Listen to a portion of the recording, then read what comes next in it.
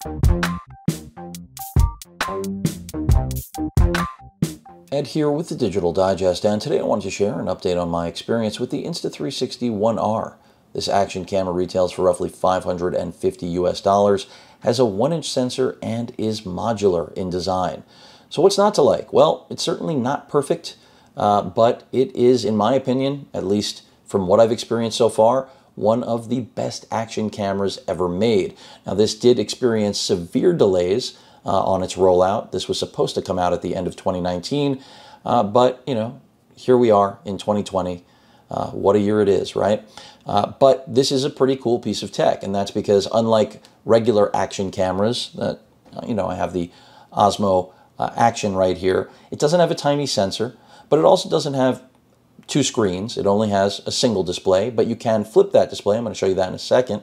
But it doesn't have a giant touchscreen like the Osmo Action either. So in spite of having the larger sensor and, in my opinion, much more versatility because it's modular, which I'm going to show you right now, because this whole base is the battery itself. So you just pop it off using that switch. About 45 to 50 minutes of video, roughly. That's mixed video use between 5 and 4K. I'll get to that. Haven't been shooting a ton of stills, but I am impressed with the stills I've shot so far. So remember, this is completely modular. So I can just pull that apart.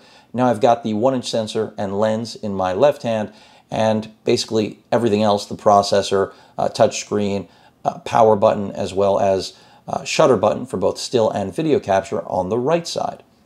So if I wanted to vlog with this, I would just flip this around. That's it. And of course, snap it in. Now the orientation has changed, and boom, good to go.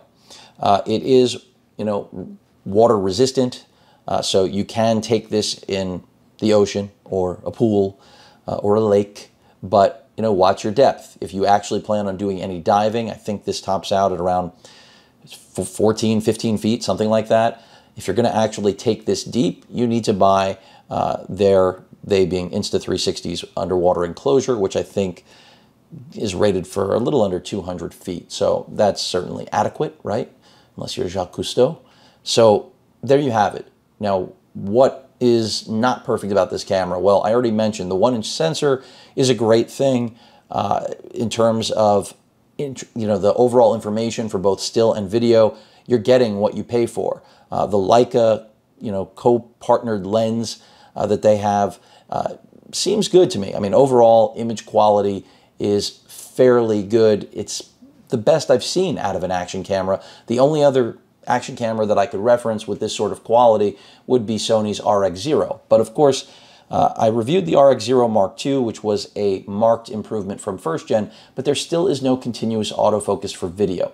So that's a major hole in a product that could blow this out of the water if you don't care about this being modular.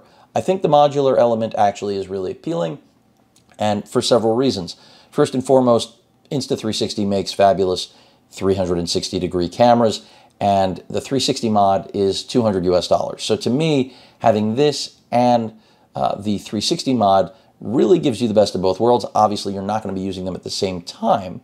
You would need two of them. That no longer makes the modularity relevant. But to have it in your pocket and be able to swap between the two and get the best of both worlds with one camera is pretty unique. Something you literally cannot do with any other device.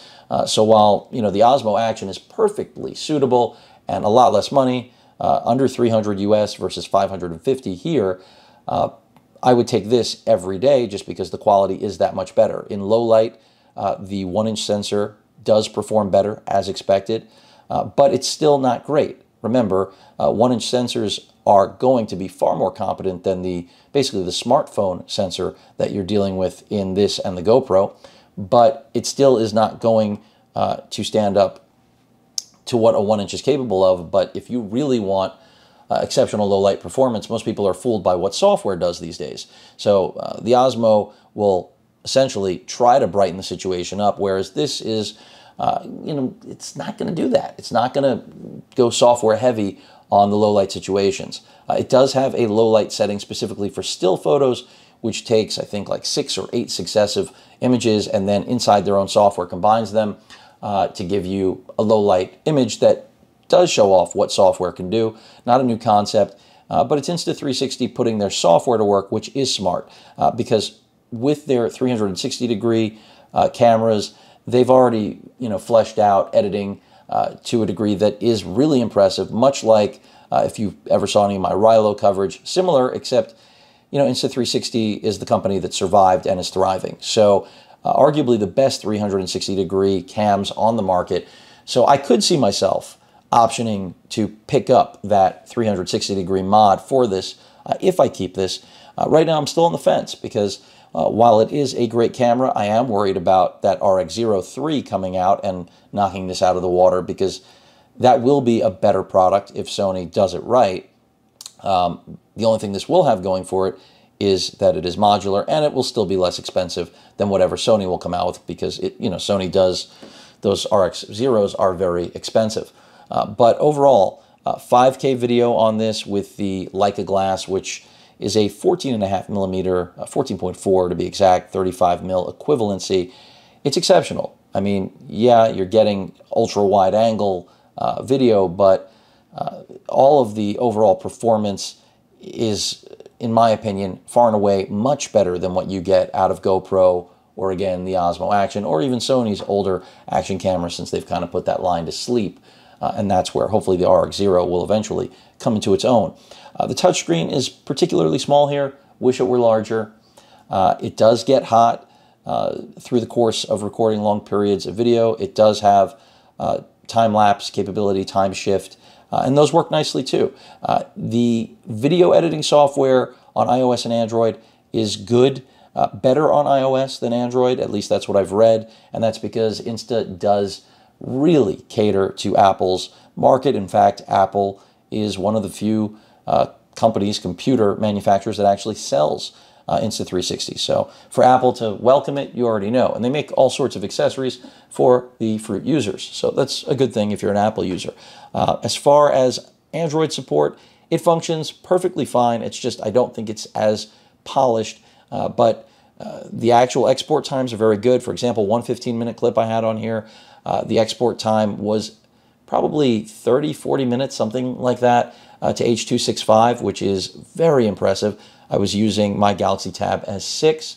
Now, when I tried to do this on my HP Spectre X360 13T with, a 10th gen Intel Core i7 processor, Iris graphics, that took about 10 hours, I think. So bear that in mind, and that's where you start to see, optimization matters.